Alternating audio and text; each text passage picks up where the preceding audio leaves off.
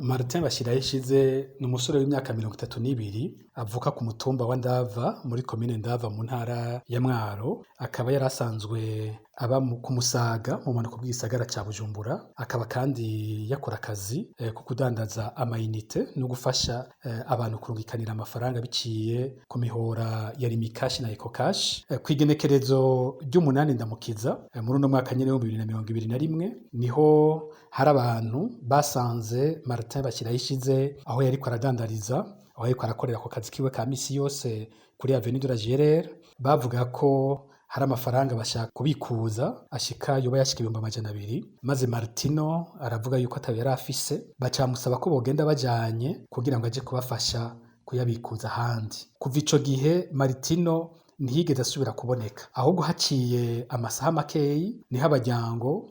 baca baronka ubutumwa buvuye ku musirikare wo mu biro bikuru vya gisirikare, yabarungikiye ifoto ya Martin Bashirayishize anamenyesha yuko ahejeje gufatwa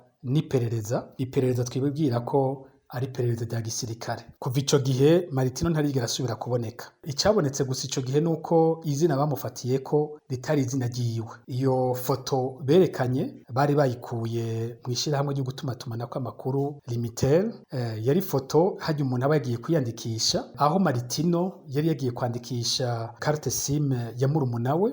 we yitwa Alain Bashirayishize, ariko ico gihe yariko akoresha izina ry'itazirano rya Didier Bigirimana. Iryo zina rero niryo Martin Bashirayishize yafatiweko, akaba yafashwe mu gishingo ca murumuna we, yari amaze igihe ariko araronderwa n'iperereza ry'u Burundi, kandi nawe nyene yahavuye anafatwa haciye amezi 3, nawe nyene akaba atarigera asubira kuboneka. Abagerageje kurondera Martin Bashirayishize yari baratewe ubwoba bikomeye, gushika ubu rero umuryango warihebuye kutazosubira kubona uwabo, ku buryo bageze no ku rugero rwo kumucako ku mazi. Ni ikintu kibabaje cyane kuko muri uwo muryango bamaze kubura abantu benshi kuri no ntwaro ya President Ndayishimiye, bagenda barafatwa muri bene ubwo buryo ntibigere basubira kuboneka. Iyi nkuru rero kuri twebwe n'akaryo ko gusubira kwerekana ko akaranda icaha gikomeye cyane cyo gufata abantu bakabugwa irengero ko kibandanya mu butegetsi bwa Evariste Ndayishimiye, tugahamagara ubwo butegetsi